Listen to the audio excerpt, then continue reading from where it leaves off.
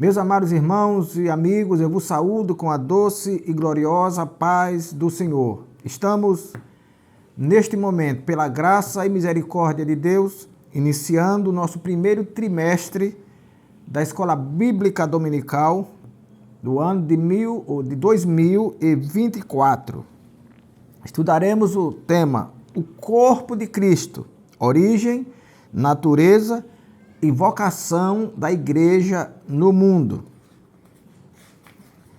Essa lição, esse trimestre, será comentado pelo pastor José Gonçalves, que é líder da Igreja Assembleia de Deus em Água Branca, estado do Piauí.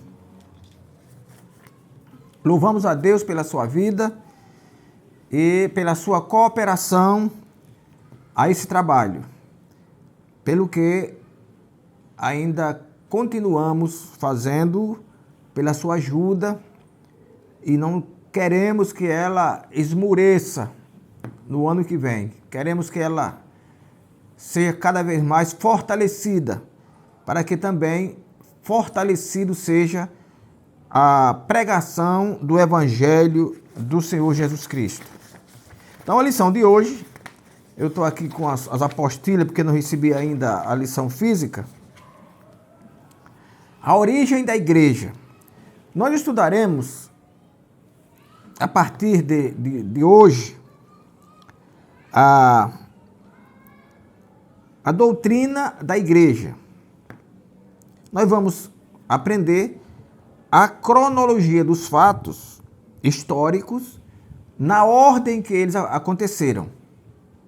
A lição de hoje é a lição de número 1, origem da igreja, como disse, e o texto áureo diz: Disse-lhes Pedro, arrependei-vos e cada um de vós seja batizado em nome de Jesus Cristo para o perdão dos pecados e recebereis o dom do Espírito Santo. Atos capítulo 2, versículo 38. A verdade prática diz: a igreja é a família de Deus, comprada com o sangue de Cristo e selada com o Espírito Santo. Glória ao Senhor. Então, meus queridos, amados irmãos, nós estamos começando esse trabalho no ano de 2024 e, naturalmente, contaremos com a sua ajuda. Você que é inscrito, Deus abençoe.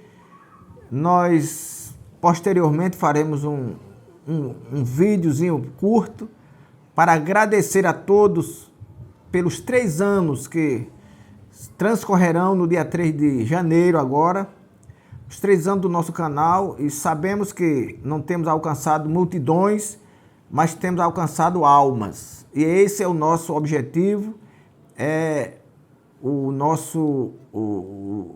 que queremos. Nós não estamos aqui para crescermos, para sermos famosos, não. Nós estamos aqui para ganharmos uma alma que seja. Porque a Bíblia diz que os recursos do mundo não dão para comprar uma alma. E se nós alcançarmos uma, isso já é uma bênção muito grande. Glória a Deus. Uma rápida leitura do Novo Testamento é suficiente para percebermos que a igreja é de fato e que a grande importância que ela tem. Para os apóstolos e os primeiros cristãos, a igreja era relevante. Paulo, por exemplo, denominou de coluna e firmeza da igreja. Nós estudaremos o assunto de hoje em 3 tópicos. O povo de Deus na Bíblia e na história, é o primeiro tópico. O segundo tópico, a igreja como criação divina. E o terceiro tópico, a igreja como a comunidade dos salvos.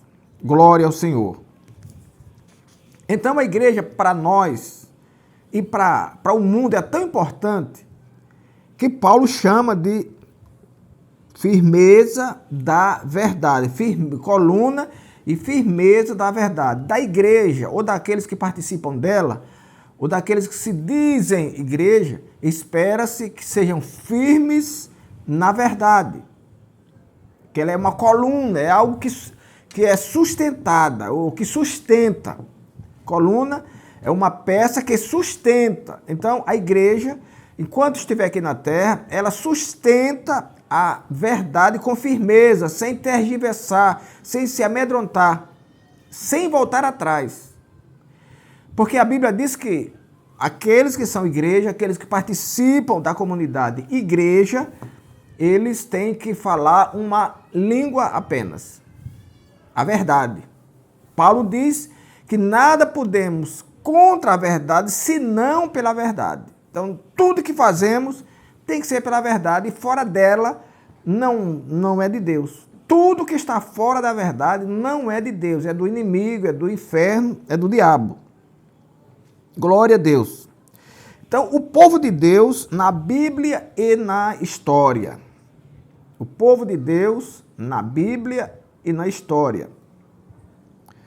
No Antigo Testamento, o termo hebraico Gaal, é usado para se referir a um ajuntamento do povo de Deus debaixo do Antigo Pacto. Nós temos talvez a reunião mais histórica, mais emocionante do Antigo Testamento, é quando Esdras descobriu que o povo havia pecado. As mulheres, os homens estavam casando com mulheres estranhas, com pessoas de outras tribos que não convinha que casassem, não era para haver a mistura. E a Bíblia diz que Esdras convocou o povo e começou a ler a lei desde a manhã até a tarde. E as pessoas choravam. À medida que Esdras lia a Bíblia, a Torá, a lei, e ensinava os sentidos, diz a Bíblia que as pessoas choravam. E não arredavam o pé, choravam. Então, desde aí, a gente vê que há um ajuntamento de pessoas que era a intenção de Deus de ser uma igreja, não era uma igreja, era algo na intencionalidade de Deus, que seria uma igreja, mas era alguém que já se reunia para tratar das coisas de Deus. Eu queria ler aqui em Deuteronômio, capítulo 4, versículo 10, também que trata do assunto. Deuteronômio 4, 10.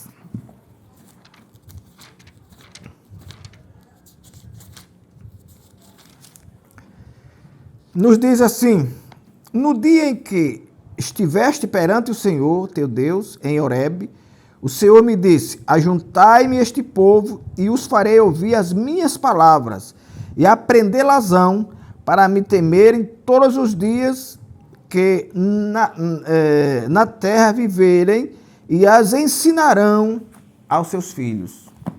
Então, havia esses ajuntamentos, essas reuniões de pessoas para aprender a lei do Senhor. E não só para aprender, eles assumiriam um compromisso de, aprendendo, também ensinar-se às gerações futuras, aos seus filhos e aos seus netos. Porque Deus estava no seu pensamento, no seu coração, intencionando formar o que nós hoje chamamos de igreja. E que é uma comunidade tirada para fora. Isto é, tirada lá do mundo, arrastada do pecado e trazida para, como diz Paulo, Tiago, a maravilhosa luz do amor, do Filho do amor de Deus. Então, essas pessoas são tiradas. E quem tira é porque tem poder sobre a coisa tirada. Deus nos tirou de lá. Pela conversão, pelo convencimento do Espírito Santo, Ele nos tirou de fora e nos trouxe para cá. Nos trouxe para dentro.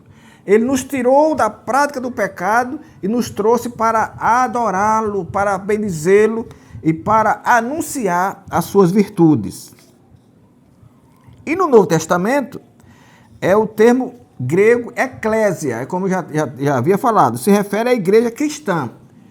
Se no Antigo Testamento há uma referência de ajuntamento que fosse para fins de cultos ou não, no Novo Testamento, o termo grego eclésia refere-se exclusivamente à igreja cristã, a pessoas que foram arrastadas do pecado e trazidas para a maravilhosa luz do Filho do amor de Deus. Então, do Antigo Testamento, tanto na forma como na função, não é apenas uma raça ou nação, mas todos aqueles de diferentes raças e nações que foram comprados pelo sangue do Senhor. Nós sabemos que há um povo eleito, tanto no Antigo Testamento, lá do Egito, há um povo escolhido de Deus. É um povo que, quando Jacó foi subir para o Egito, Deus prometeu que ele pudesse ir, que eles teriam determinadas aflições, mas que ele os traria de volta. Então é um povo que está sob o cuidado de Deus. É um povo sob quem Deus tem um olhar especial. Então esse povo, desde lá do Egito, ele é um povo escolhido de Deus, é um povo eleito.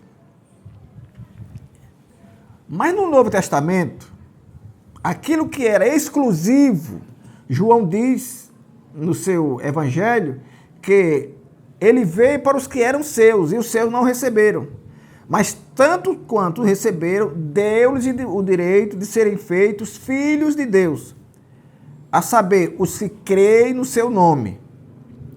Então, aquilo que era exclusivo para os judeus, agora também é delineado, é oferecido aos gentios. E é aí onde nós podemos chamar de igreja. Onde está aqui? Raças, nações que foram compradas pelo sangue do Senhor. Não importa se ela é preta, se é branca, se é rica, se é pobre, se é judia, se é europeia, não importa. Aliás, essa questão da salvação ser exclusiva para os judeus deu muitos e longos comentários no Antigo Testamento, no Novo Testamento. Houve muitos problemas. A Assembleia de Jerusalém, houve um caso em que Pedro pregou, Jesus salvou e ele batizou um homem chamado Cornélio e toda a sua família, e teve que se justificar em Jerusalém. Porque o julgamento dele era que ele tinha entrado na casa de pessoas gentias que não eram merecedoras da salvação. E ele teve que se justificar perante eles. Nós estávamos ali caminhando para formarmos a igreja, mas não havia o entendimento dos judeus ainda. Eles achavam que a salvação era exclusiva para os judeus. E na história cristã, há quem crê que a igreja subsiste governada pelo sucessor de Pedro. Isso é uma balela que alguém inventou. Dizem até que Pedro era papa, outros dizem que o sucessor de Pedro foi o papa, que na verdade não foi. Pedro trabalhou na igreja de Roma, mas ele teve sucessores que eram pessoas também que temiam a Deus. Não eram pessoas da comunidade cristã católica. Então há pessoas que creem assim. Mas na verdade, a igreja, ela não tem um nome, ela é não tem uma formação orgânica. Ela não é uma instituição ainda, mas ela começa lá ao meu ver, no livro, no Evangelho de Lucas, capítulo 5. Começa ali, quando ele chama os seus apóstolos, lá na beira do Mar da Galileia. Ele chama primeiro Pedro, André, Tiago, João e sai chamando. Depois a Bíblia diz que ele os envia para pregar o Evangelho. Depois a Bíblia ainda diz em Lucas 10 que ele envia mais 70. E essas pessoas estavam naturalmente ganhando almas. A igreja estava se formando apesar de ser ainda informal, na informalidade, não ter um nome. Mas ela estava se formando. Então, há pessoas que acham, e uma maioria, que a igreja foi formada no Pentecostes. Outros acham que ela foi inaugurada no Pentecostes. A verdade é que no Pentecostes houve o selo da promessa, houve o cumprimento da promessa de Atos 1:8, e ali as pessoas foram dotadas de um poder sobrenatural para pregar o evangelho. Mas Paulo diz na primeira carta aos Coríntios, capítulo 6, veja o que é que ele diz, e que isso é antes do Pentecostes. Mas vamos ver o que é que ele diz. Paulo, 1 Coríntios, capítulo 15 e versículo 6.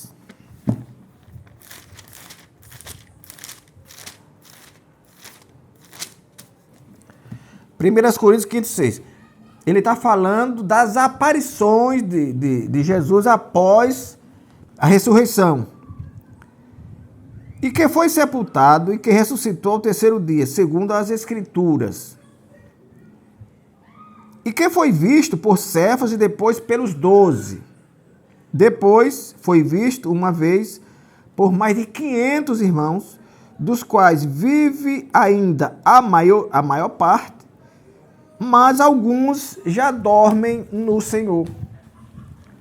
Paulo fala de um tempo anterior ao Pentecostes, portanto, anterior à data que se diz ser a inauguração da igreja. Mas Jesus já apareceu a 500 irmãos. Ora, se ele apareceu a 500 irmãos, é porque ali já existiu uma igreja, apesar de inorgânica. Apesar de não ter esse nome, porque o nome foi dado pelo Senhor, foi adotado a partir do Pentecostes, mas já havia ali uma igreja, uma grande reunião de irmãos, contando mais de 500 na expressão do apóstolo Paulo. A igreja como criação divina. Não há nenhuma dúvida de que a igreja não foi fundada pela vontade de homem algum, pela bondade de nenhum imperador, apesar de alguns terem sido bons para com a igreja, a maioria muito absurdamente perseguidores da igreja, mas houve pessoas boas. Mas o certo é que a igreja, que estava idealizada no coração de Deus, desde os primórdios lá do Antigo Testamento, ela foi criada pelo próprio Deus. A essência da igreja é a presença de Deus. O ambiente da igreja é diferente de qualquer outro. O ambiente da igreja é um ambiente onde o Espírito Santo faz-se liberto, onde ele tem liberdade para passear, para andar, para usar pessoas. Então, a igreja é uma instituição divina. Aliás, eu e qualquer outro que aceitamos a Jesus, nós estávamos fora. É como o profeta Isaías disse, que nós estávamos como ovelha que não tem pastor. Mas ele providenciou. Deus não perderia para o diabo. O diabo enganou Adão e Eva, e eles caíram. E pela queda dele, nós herdamos a natureza pecaminosa. Deus não perderia. E Deus não perdeu. Ele mandou o seu Filho unigênito, sem pecado, para que nós, por ele, fôssemos sarados, como diz o profeta Isaías. Ele não tinha aparência, aleluia, mas pelas suas pisaduras nós fomos sarados. Então a igreja é uma organização divina, é uma criação de Deus. Glória ao Senhor. O apóstolo Paulo fala em um mistério que estava oculto. Esse aqui eu vou ler também. Efésios, capítulo 3 e versículo 6.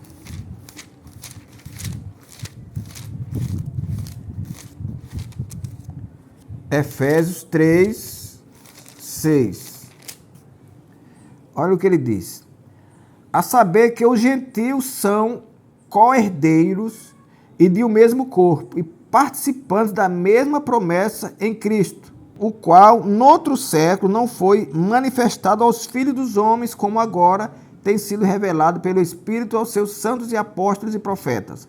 A saber que os gentios são co-herdeiros e de um mesmo corpo, e participantes da promessa em Cristo pelo Evangelho. Então, os gentios não estão fora, como pensavam os judeus, e não são secundários em relação aos judeus.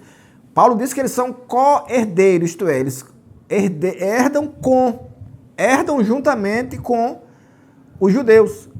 Se Jesus veio para os judeus, e os judeus não entenderam a sua vinda, e ele estendeu esse privilégio para os gentios, logo não há, Paulo diz que não há judeu nem grego, o evangelho é para a salvação de todos, tanto do judeu e também do grego. Então não há diferença alguma. A igreja como uma realidade concreta. Como vimos, a igreja não ficou apenas na mente de Deus, ela passou a existir de uma forma concreta. É aquilo que nós estávamos dizendo. Se lá em Lucas 5 houve o envio dos apóstolos e eles pregaram o evangelho, em Lucas 10 houve o envio dos 70 e eles pregaram também o evangelho. A Bíblia diz que Jesus mandou que eles fossem por todas as partes onde o próprio Jesus passaria, onde ele iria. E eles foram, pregaram o evangelho, voltaram bastante alegres, relataram ao Senhor que, pelo nome do Senhor Jesus, até os demônios eram expulsos.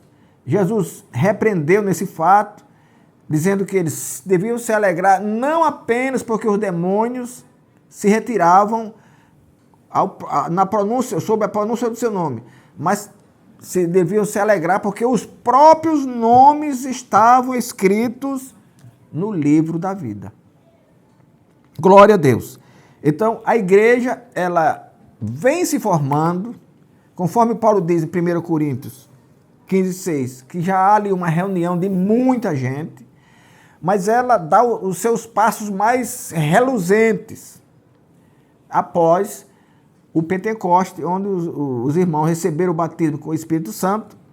Agora, há uma expressão que a Bíblia diz, lá em Atos dos Apóstolos, onde se crê ser a inauguração da igreja, que Pedro diz que acrescentava-se à igreja aquele que se havia de salvar. Ora, se havia acréscimo à igreja, porque ela já existia. Apesar de inorgânica, não tinha o nome de igreja, mas ela já existia. Se ela não existisse, ele não diria, e acrescentava-se à igreja. Se acrescentou-se à igreja, é porque ela já existia, apesar de não ter o nome de igreja, conforme Jesus disse a Pedro, sobre esta pedra edificarei a minha igreja. Mateus fala disso como um fato futuro. Mas há outros que acham que Jesus estava estabelecendo a igreja. Ali estava a igreja. E agora ele estava dizendo que sob a igreja, como ele estava prevendo que subiria, ele estava prevendo que era sobre ele que a igreja seria edificada. Isto é, que mesmo na ausência dele, ninguém poderia prevalecer contra ela. Que ele diz, e as portas do inferno não prevalecerão contra a minha igreja. Isto é, mesmo eu saindo, mesmo eu subindo, a igreja permanecerá forte, firme e fiel ao Pai. Quando a igreja passou a existir de fato? Quando ele se estabeleceu na sua forma concreta? A maioria dos teólogos defende que foi no Pentecoste, não resta dúvida. A igreja, por exemplo, não é citada nos evangelhos de Marcos, Lucas e João. Mateus fala de sua existência, mas como um evento futuro. Quando ele diz que sobre essa pedra edificarei a minha igreja. É onde muitos acham que a igreja ali já existia. e que ele estava apenas dizendo que a autoridade dele, apesar de que não estivesse aqui na terra, garantiria a permanência da igreja. A igreja no Pentecostes. Depois do Pentecostes, Lucas destaca que todos os dias acrescentava o Senhor à igreja aqueles que se haviam de salvar. Ora, se acrescentava o Senhor à igreja aqueles que se haviam de salvar, está muito claro, subentendido, que a igreja já existia.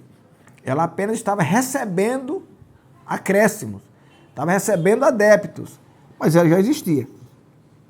Dessa forma, a igreja que existia apenas no coração e na mente de Deus se tornava uma realidade concreta quando o Espírito Santo é derramado no Pentecostes após a ressurreição.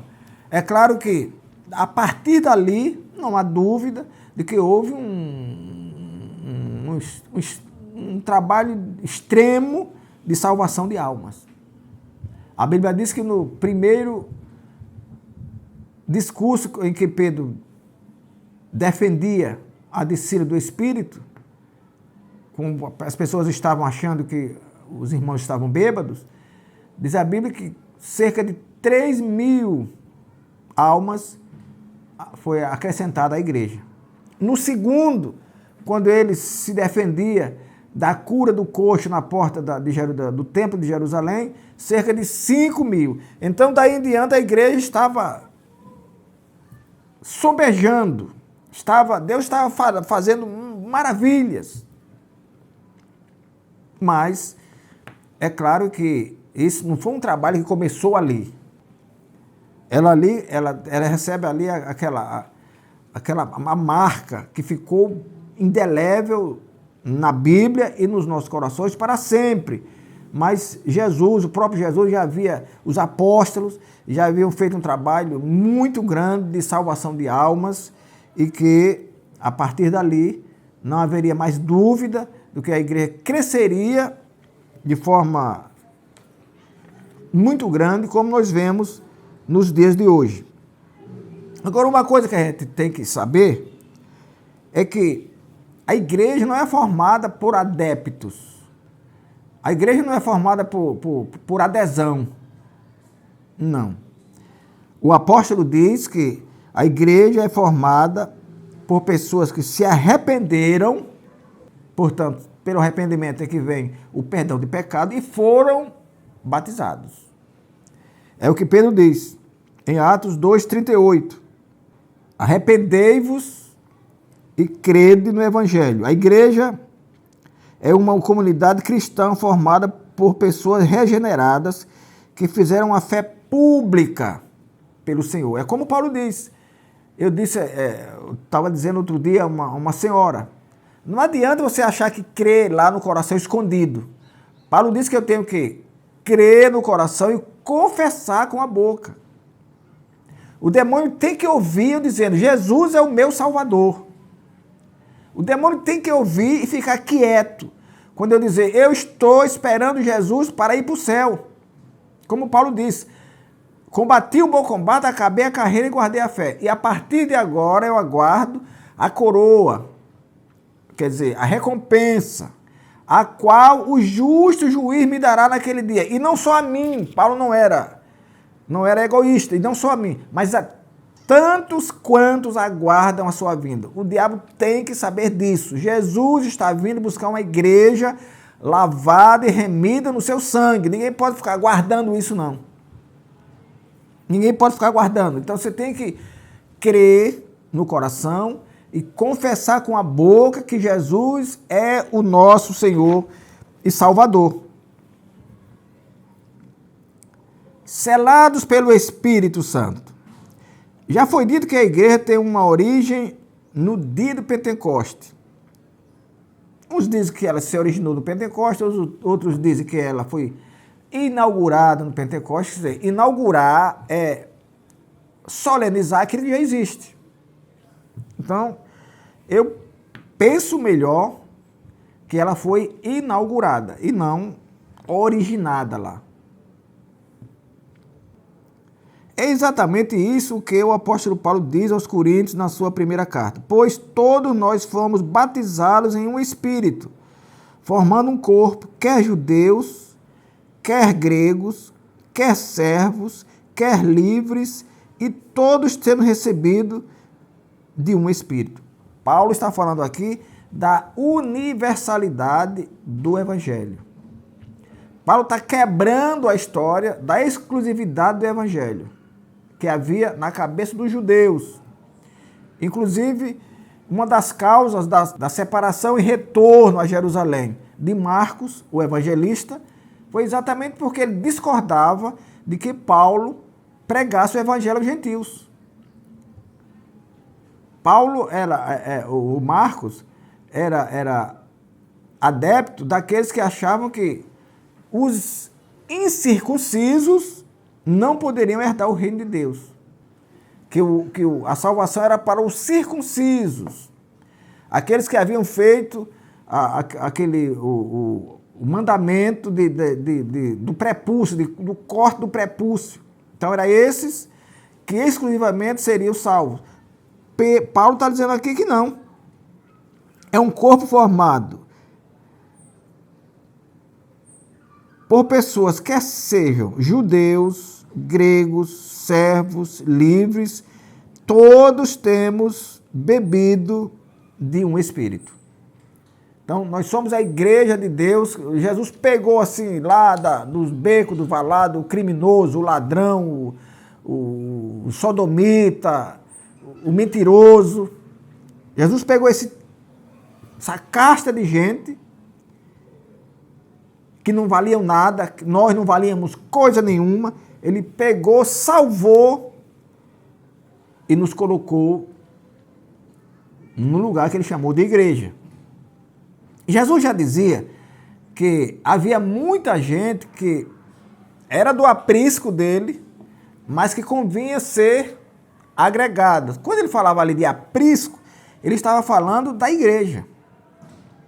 Aprisco é curral. Então, o curral, ele protege, ele prende, ele protege os animais. Então, a igreja que Jesus falava ali, o aprisco que ele falava ali, era exatamente a igreja que, sob a autoridade dele, era protegida. E até hoje, ninguém conseguiu e não conseguirá parar a marcha da igreja. Uns morrem, outros são presos, outros até desistem, mas a igreja triunfa até que ele volte para buscá-la. O batismo de Cristo e do Espírito. O apóstolo Pedro, que exortou os presentes no dia de Pentecostes a se arrependerem, também disse: e recebereis o dom do Espírito Santo. Atos 2,38. Assim podemos afirmar que Cristo batizou os crentes com o Espírito Santo e com fogo, isto é, o encorajamento, a capacitação, que até ali existia a pregação do Evangelho, todos tinham o Espírito de Deus como uma unidade para servir, mas não tinham o encorajamento, a capacitação do Espírito Santo. O próprio Jesus, antes do Pentecostes, quando ele aparece ali, onde os apóstolos estavam escondidos com medo dos judeus, e ele diz: recebam o Espírito Santo. Isto é, o encorajamento. Eu estou entregando a vocês aquilo que é meu, mas como eu vou subir, vocês têm que ficar para que possam enfrentar a morte, as prisões, as incompreensões, as mentiras, as traições. Vocês têm que enfrentar tudo isso para pregar o meu evangelho. Nesta lição vimos como surgiu a igreja fundada por Jesus Cristo. Ela existiu primeiramente no plano de Deus até se estabelecer no Novo Testamento.